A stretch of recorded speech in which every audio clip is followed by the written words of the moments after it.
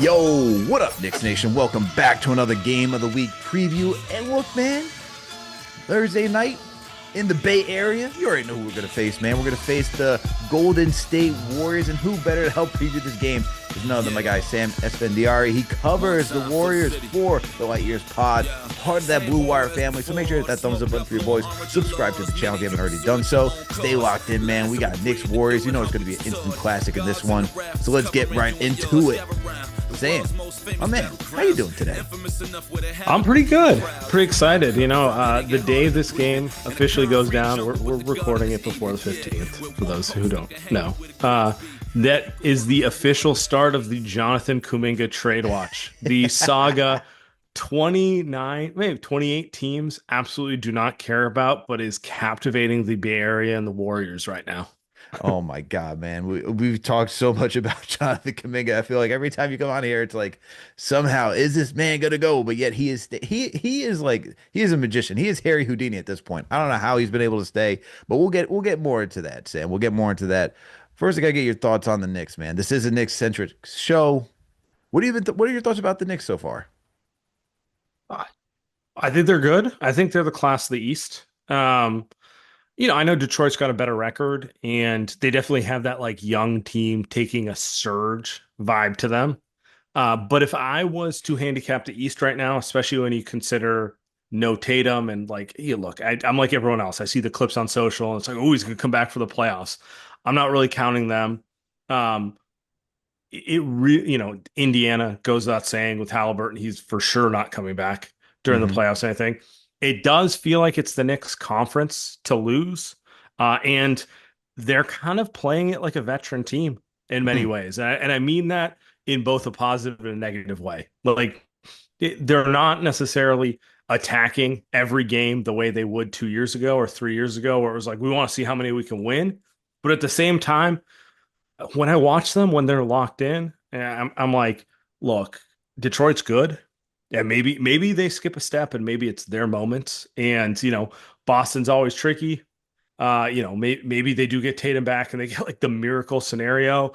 And Philly's kind of play. I kind of like Philly. I'm not gonna lie. Maybe I just like Maxey and Edgecombe. I think it's fun. They're certainly a fun To, combo backcourt, man. They're athletic, they're no electric.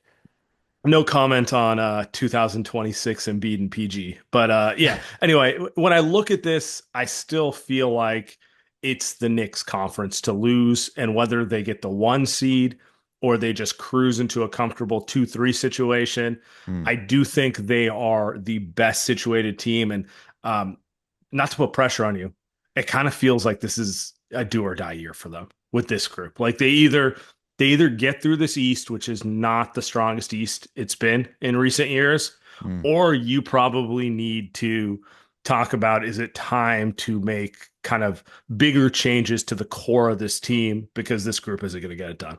Okay. I, there's so much to unpack there, but I want to start off with the one saying attacking it like a savvy veteran team because as you know, man, when you're covering this team like it like in the micro, like you'll get every single game, right? And what they're Sure. doing on a day-to-day basis. The games that they don't take seriously, for me, I'm like, I feel like you need to when you do play, when you get all those guys out in the court, they should be going 110% because I feel like if you practice the way that if you practice the way that you play or going to play, you'll set yourself up for that postseason run where I'm watching some nights where these guys are like, as you mentioned, like eh, pull their foot off the pedal a little bit, not attacking as hard as they should be. But then you, as I'm hearing from your perspective, and you've covered the Warriors for such a long time, so you've watched a savvy veteran team do this too. It feels like they're setting themselves up for failure. Do you agree with me on that, or do you think like it's okay for them to like take nights off like they did against the Suns, where it's like, we don't really have everybody, but it's okay if we don't really win this one. There's bigger plans ahead. I mean, it's never fun to watch when they take nights off, and that's not what you want to see from the team. But when I'm looking at them from the macro, obviously the big change they made in the offseason is they changed their coach. Mike Brown, beloved in the Bay Area.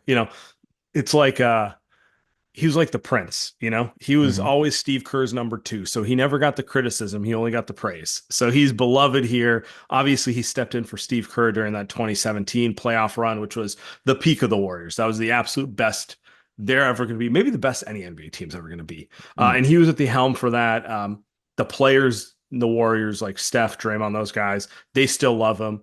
I think if you were to poll them privately, if they would say if Steve ever stepped down and he doesn't have an extension, so who knows? He might not be back next year. I kind of think he will, but if he ever did, the core players would be like, Mike Brown's the number one guy we want to coach our team. Um, so when I see that, I see them trying to integrate new things. I see them playing a deeper rotation than Tibbs would play, and I think part of what comes with that is those nights where you're like, what are we doing? Like Yeah, that kind of exactly. like that kind of mentality. And then the second part of it is just the reality. This team has nothing to prove in the regular season. They obviously want to secure one of the top seeds and be in good position because no one wants to go through the playoffs as like a lower seed, right? But Right. how many years in a row have they won 50 games now? Say it'd probably be like 2 years in a row that they did that. Yeah. So this will be the third year. They're going to win 50 this year. There's a level of we have nothing to prove in the regular season anymore, and it's about being healthy and gearing up for the playoffs. I know that's not like what people want to hear when they're watching a game on January 15th, but Hmm. there's a reality to it. Like, are you okay with them pacing the regular season to know that you have your full roster healthy and locked in when the playoffs come around? I think everyone will make that trade off. And I think that's kind of what you're seeing. You're seeing a veteran team. I know they're not old, but you know, Brunson's he's not first time All-Star. What's this gonna be? His fourth All-Star trip this year? Fifth? This Something should be like that. his third. This will be his third. Third? He got Third. robbed that one time. So sorry. That's my bad. In my mind, he's a 4 or 5 time All-Star. um, I'm right there with you. Cat's 30. He's certainly been an all-star for an extended period of time. Guys like Mikal Bridges and OG Anunoby, they're proven, they're stamped in this league. Everyone knows what they're about, what they're doing. And so there's just a natural, I don't want to say a let up, but like they can sleepwalk to 50 wins. They really can. They're pacing for what, 55 wins, something in that range at this point. Hmm. And I think your impression would be like they haven't really played consistent ball all year, right? Right. So Exactly. I think that's kind of part of it. I think that's the reality of the NBA these days. And you know what? If it gets them, if playing guys a few less minutes in the regular season, if seeing what you have in the bench, so it's a 8 or 9 man rotation in the playoffs instead of a 5 or 6 man rotation, and everyone's healthy, and you're not playing like Josh Hart at power forward, and some of the things we've seen in like the previous playoff runs, it's probably worth it. Okay. There you go. You walked me off the ledge a little bit, Sam. You walked me off the ledge a little bit. I appreciate you. That's why I love having you on the show, man. You give me perspective because you've seen championship caliber teams, that being the Warriors, whether that's just Steph and the original crew before they got Katie or even post Katie, you know. I appreciate you, Sam. I appreciate you. So the last thing I want to do before we get into the talk about the Warriors is you mentioned like overhaul changes. So like is there anyone in particular you're seeing if the Knicks don't make it to the finals this year? In terms of who in their rotation needs to really step up. Or saying who so let's say because you said if the Knicks don't make the finals because this is the year for them to do it. You said that you Mhm. would start to see some like bigger changes. So who's the play? Are there any players that you I have in mean, mind? the obvious one is Cat. I know Okay. he's polarizing. He's so talented, but there's just too many times you see him in like these big moments, and you're like, you're better than that. Why do you have 4 fouls in the first half? Why is X, Y, Mm, and Z happening? And he is a supermax player, so he's gonna get the brunt of it. But also it's like the Mikal Bridges, OG Anunoby, Josh Hart kind of wing setup. I don't think any of them are the problems, but I think what they're trying to do makes total sense to me. Like Brunson runs the offense, everything revolves around him, and Cat to a degree too. And then you just want to surround them with the most versatile defense you can and see if those guys can carry you. So if it doesn't work out, like if they run into another playoff scenario where they fall short and you're disappointed, I think Cat's probably the obvious one you look mm. at. But then you probably have to start looking at like Bridges or OG and wondering like, hey, they're good players. And to be fair, Cat's a great player too. Hmm. But is there an opportunity to move one of these high price guys for a different player just to change it up? Because this will be the second year in a row with Cat, and it's kind of the question of, is the group the correct group around Brunson going forward, or is it time to tweak it, see what's out there, those sort of things. And I'm not there. I feel pretty confident in them when it gets playoff time. They'll be able to do what they need to do. But that's really what it is with this team, right? Like, there's nothing that can happen in the regular season that's going to really determine you wanting to shift the core of this team. It's all about the playoffs for them, right? It's all about like, Exactly. can you get through the East? Can you actually get to the finals this year? Or are we going to run into another scenario where Cat's disappointing, or like, Bridges or OG, or more OG, like not available, or like Bridges doesn't give you quite enough. So that's kind of where I'm at with them. I know it's not like the greatest answer, but it's reality. They've proven it enough times in the regular season. Now it's kind of like it's all about April through June, right? April through June is exactly where it's all about right now. And appreciate that analysis, Sam. Make sure to hit that thumbs up button for your boy. Subscribe to the channel if you haven't already done so. With me on the other side is my guy, Sam Esfandiari. He covers the Warriors for the Light Years Pod, part of the Blue Wire Network. Make sure to give him a follow. Check out his work. He does a great job breaking down the Warriors. So make sure to give him that follow and that subscription. All right. And also make sure to support our sponsor, Rula. Okay. Look, everyone, let me tell you something.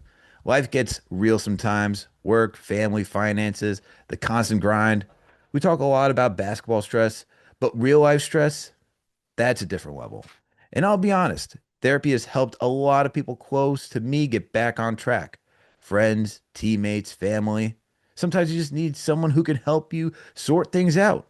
The only problem, it's hard to find a therapist. It takes forever, and the cost can be crazy. That's why I really like what Rule is doing.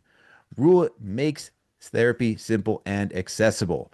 They work with most major insurance plans, and sessions can cost as little as $15. Literally the price of a quick lunch in the city. They've got over 15,000 licensed therapists, fully vetted, and they match you with someone based on your needs. No guessing, no long wait lists. You can get an appointment as soon as the next day. If you've been thinking about getting therapy, or even just curious, Rule removes the excuses. Go to rule.com/KFTV and get started today. That's RULA.com/KFTV. Take the first step, take care of yourself. All right, people, let's get back to it. Sam, now that we got the Knicks conversation out of the way, let's talk about the Warriors, man. Look, this is the Steph Curry era.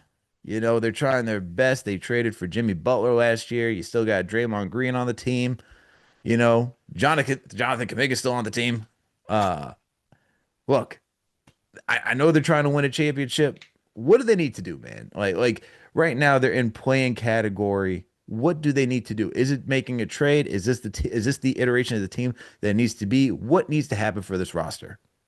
They definitely need to make a trade, and they need to get more athletic. I think if I was to distill the issues down, Steph has been an A this year. I mean, he's playing at a phenomenal level. He's averaging nearly 30 points efficiently yet again, doing things we really haven't seen a guard his size do this late into their career.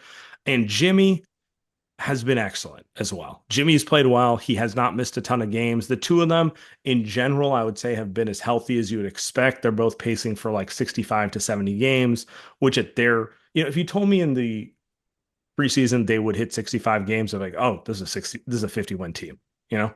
Hmm. So they've been good. They're running into two major issues right now. One is Draymond is showing more age, and he's played a lot better recently, but he is fundamentally at that stage in his career where if he doesn't play 110%, he's not as effective as he used to be. So, Mm. like, there were those two games against the Spurs in November where he decided to take the challenge and guard Wemby, and he looked every bit of peak Draymond Green, the guy who's a defensive player of the year, the guy's gonna be a Hall of Famer, the guy who changed the way teams play defense.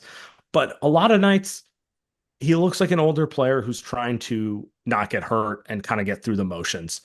And that hurts the team because he is one of their three core players. And unlike Steph, because Steph can half-ass it and get 30 points. Like he just Hmm. can't, right? Draymond's such an effort player. You notice it when he's not locked in. I think he'll be locked in against the Knicks. He likes to go against Cat. No love lost there, right? So Nope. We already that's know. that's one thing. The second thing is the young guys have not progressed. A Mm, large part of this roster's concept and the way it was working was all right, Pods and Moody looked so good last year.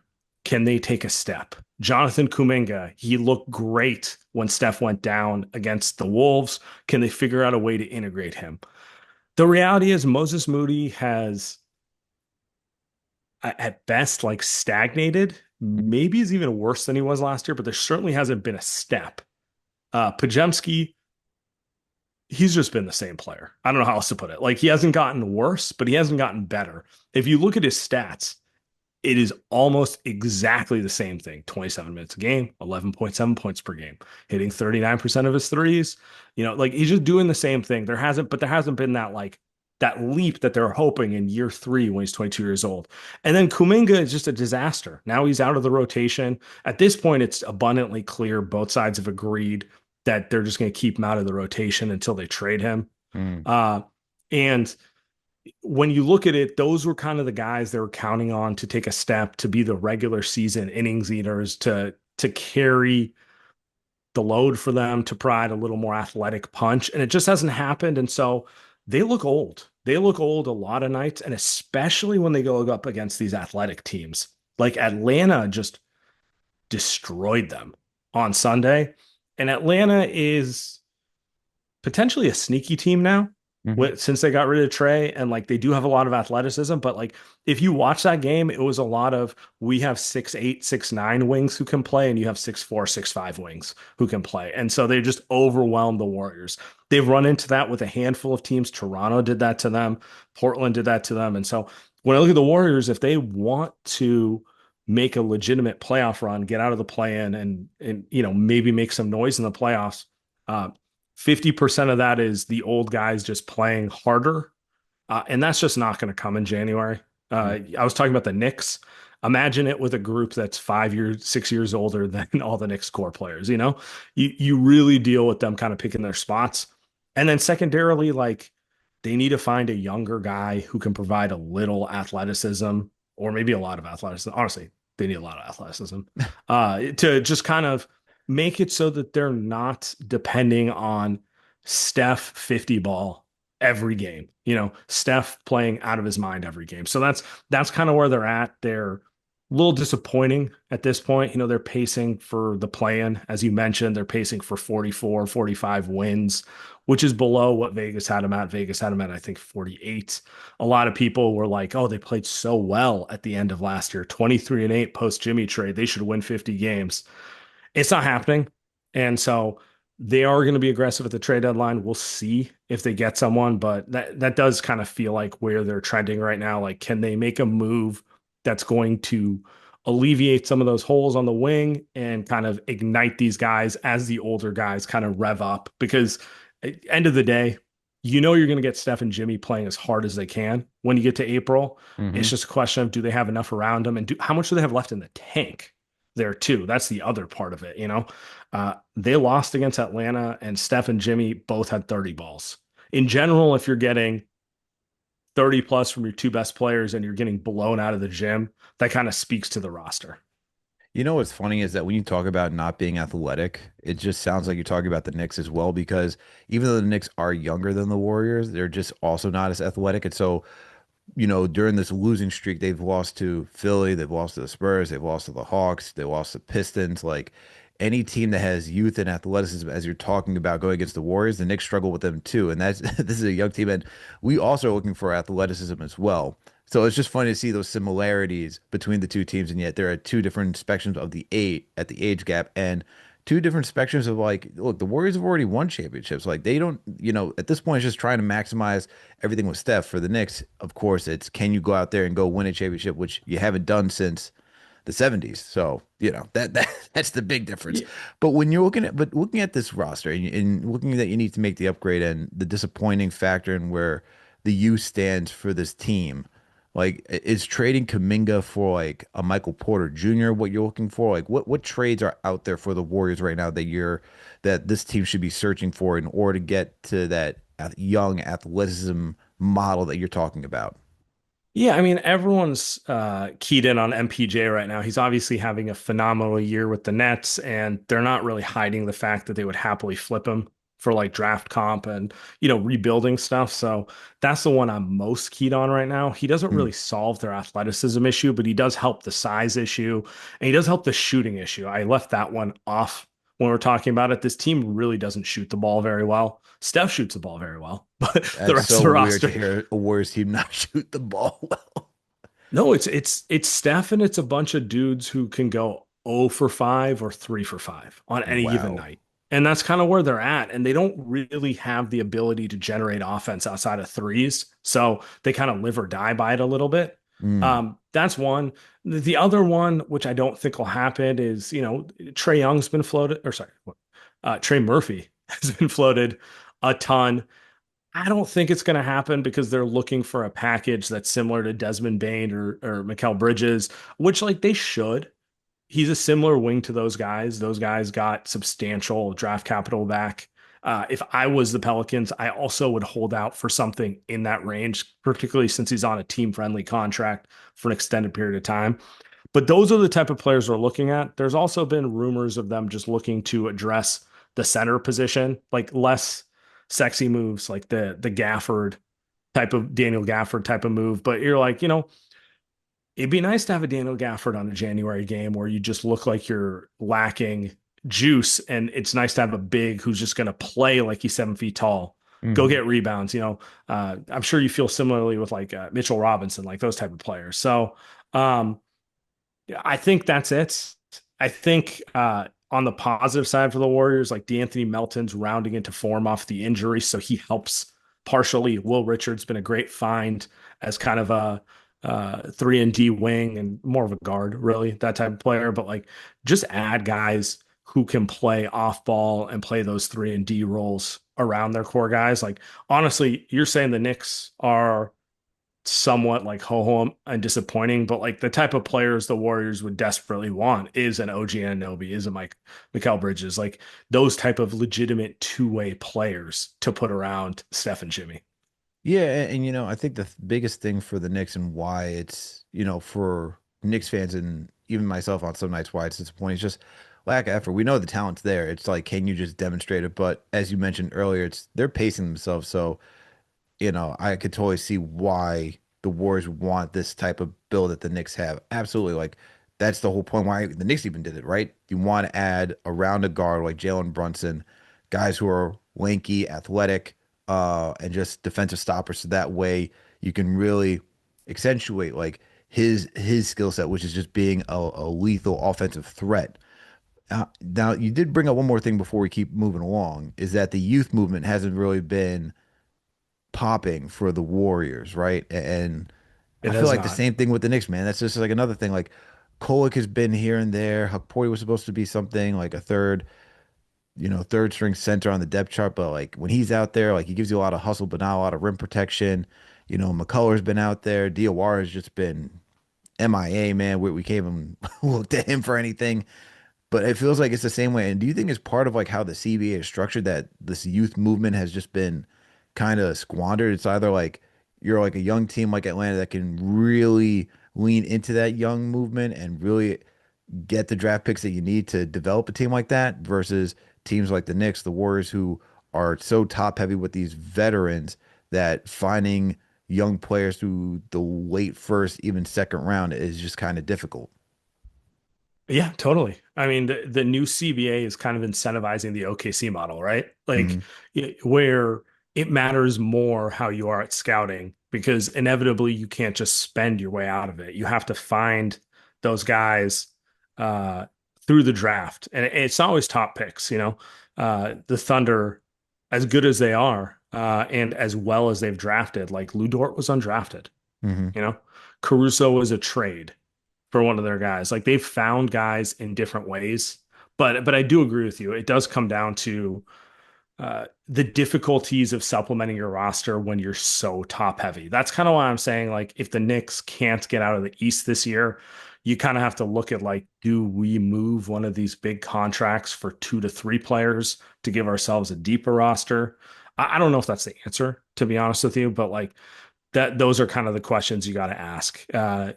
Again, I just don't think you can really evaluate the Knicks until you see them in the playoffs playing as hard as they can to make the assertion that like it's just not going to happen with the entire salary cap being tied to 4.5 guys. You know, Absolutely, man. Absolutely. And look, you know what I can assert though, Sam? Z-biotics. And let me tell you something about Z-biotics, all right? The holidays have passed, but look, there's still gatherings, dinners, and celebrations that we're going to. And for a lot of us, a couple of drinks are included in those nights. But we still have things to do the next morning. Workouts, errands, work, family commitments. That's why I use Z-Biotics, a pre-alcohol probiotic drink.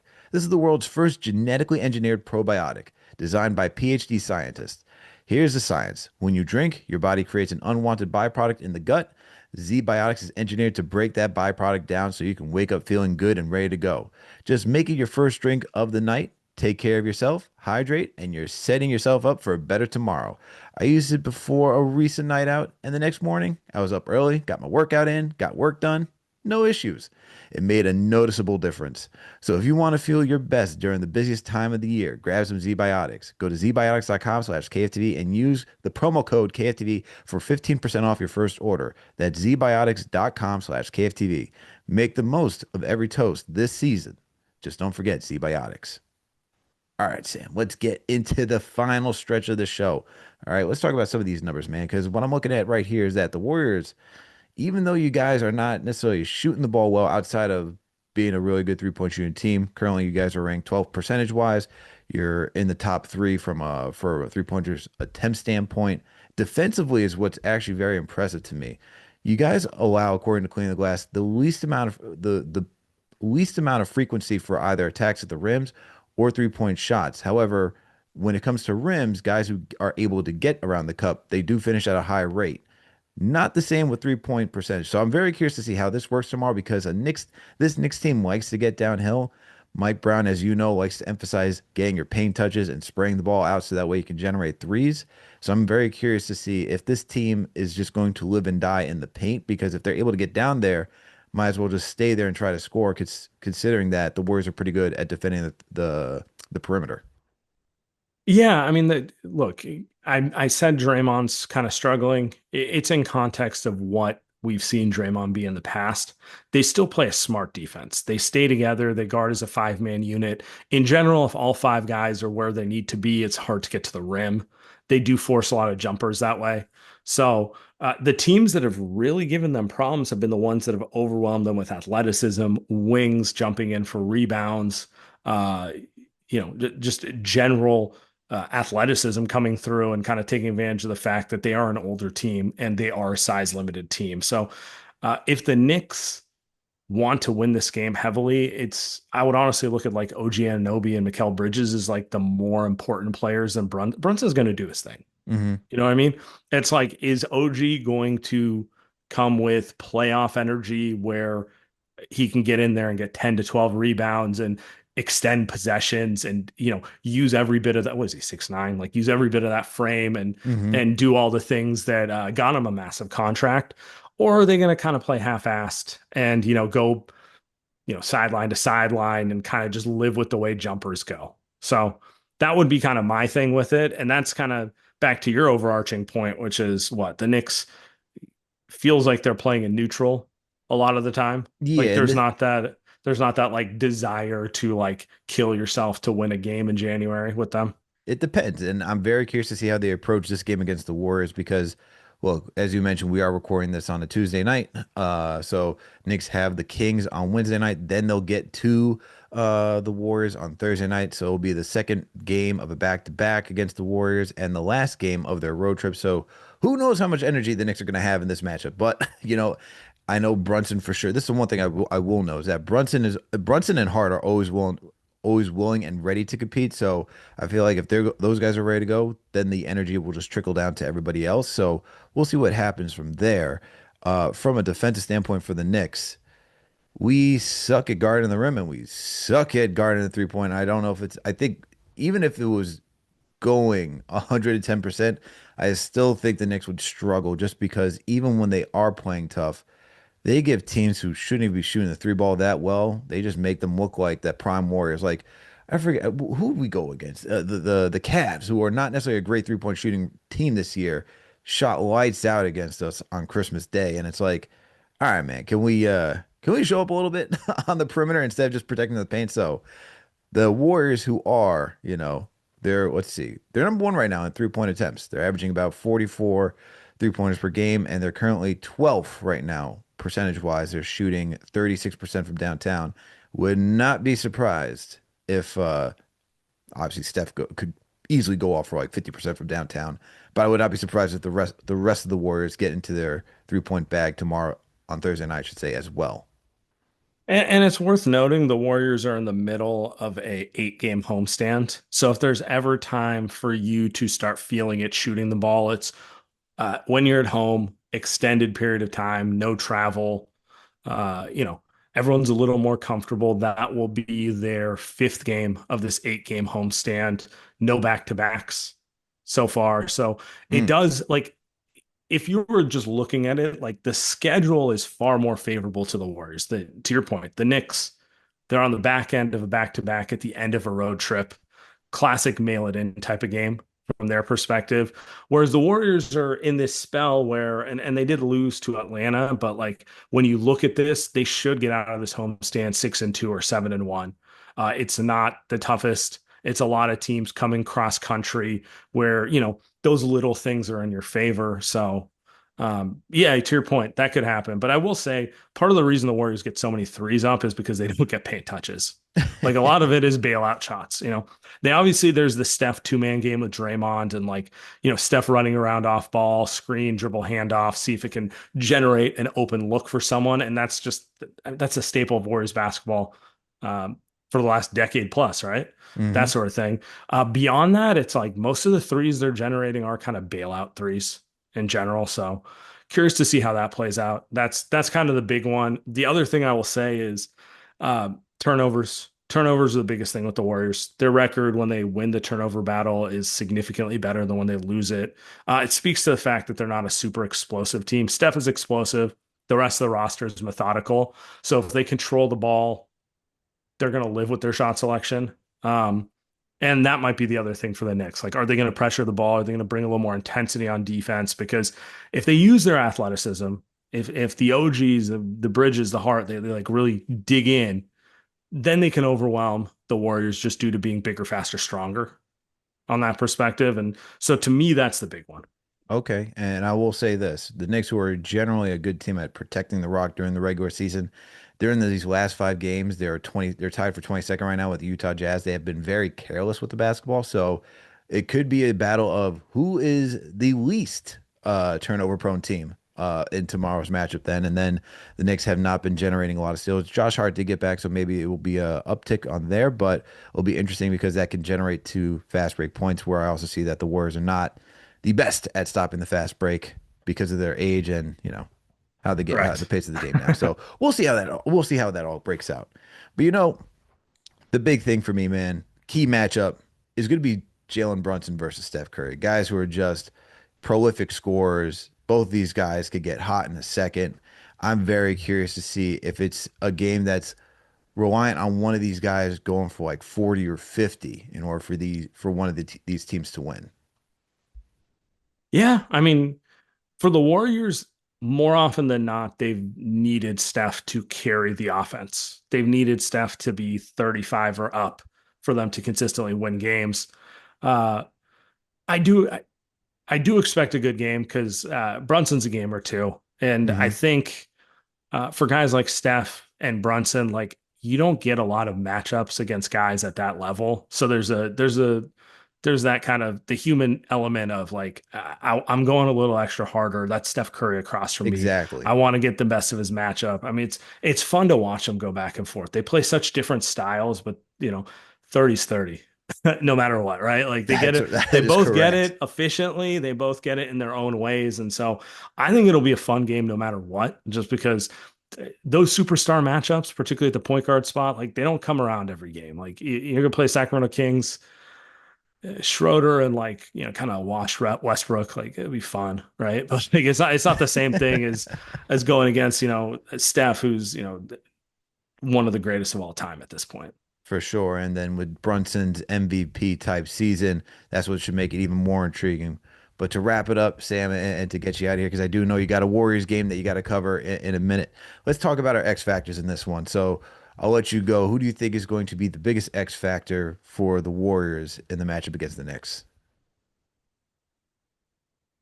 Either I wanted to say Moody because he actually had success against Brunson last year in the matchups, but I'm going to go with D'Anthony Melton. D'Anthony Melton. Melton will be the guy who draws the primary Brunson assignment. Hmm. He's like he is a hell of a player. He's working his way off of injury, but it seems like the rust has been shaken off the last couple of weeks. He's like your prototypical defensive guard, can really guard on an island one on one. And he's good offensively too. He fits into the Warrior system that way. I think if he can make life difficult for Brunson, it's classic like cut the head of the snake off. If he turns Hmm. Brunson into a volume player, then I like the Warriors' chances. If it doesn't matter and Jalen Brunson's having one of those nights, then we'll see. We'll see. I'll take to Twitter and put my favorite trade machine machinations on the timeline. I already did that for our Knicks weekly segment, and people are trying to figure out how do we get a center, me in particular, how do we get a third string center that we can rely on since Mitch is on load management this season, man. Just trying to make sure he gets Yeah. through it. And we all know about, as you mentioned, Cat's foul trouble, so need to make sure that we have center insurance. But my X factor for tomorrow's game, and I'm deciding between, I had to decide between, I should say, Deuce McBride or Jordan Clarkson. Do I want to lean offense or do I want the combo of offense, defense? I'm going with McBride for tomorrow. Look, you're going to need somebody to try and slow down Steph Curry.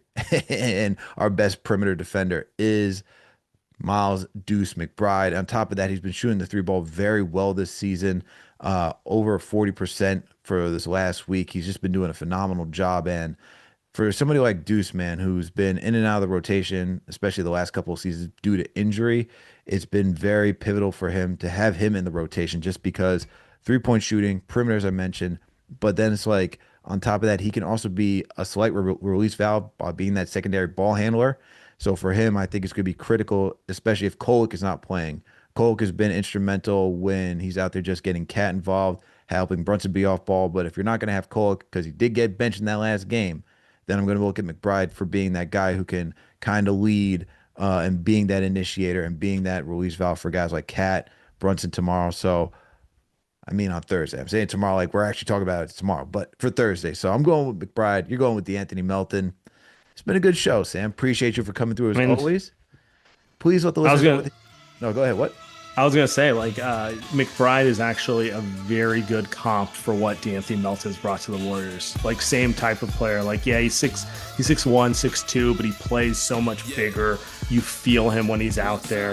Defensively, he's a menace at guarding the ball, and then offensively, like to your point, like he's got a little more game than he gets credit for. Release valve, hits shots, can create a little off the bounce. Like just everything works better when you have a guy like that next to your superstar point guard. So I feel like the Thunder really made that type of like secondary ball handling guard who can defend popular. Yeah. But those guys are underrated. Like you just feel them. Like every time. To your point, when I think about Warriors Knicks games over the last few years, Deuce McBride's actually the player who stands out in my mind. Where I'm just like, dude, I feel like he's everywhere. I feel like he's making every key play. So it makes sense. It makes total sense. Hey, so it'll be the game of D'Anthony Melton versus Deuce McBride tomorrow. Let's see as the X Factor. But Sam, appreciate you once again for coming through. Please let the listeners know where they can find you. If you got any work up and coming, we should be on the lookout for. Yeah, check out the Light Years podcast anywhere you get podcasts. We go live basically after every game, and I will be live after the Knicks game. So if you want to hear what the other side has to say, whether it's directly after the game or, you guys should obviously check out Knicks Fan TV first, but you want to revel in it a little later, go check out the Light Years podcast wherever you get it. Sam, appreciate you once again for coming through, and to all of our Knicks listeners and to Warriors listeners, I know you guys are tapping in as well. Appreciate you all for coming through. Make sure to hit that thumbs up button for your boys. Subscribe to the channel if you haven't already done so. All right. Make sure to follow us on all social media platforms. You can catch this show live on YouTube. All right. Just go to youtube.com/KnicksFanTV to catch it. If you can't catch it live, you can always be part of the replay gang. You can find us on any audio listening platform. Make sure to support our newsletter. Make sure to support Rula and Z Biotics. All right, everyone. We'll catch you later. We out.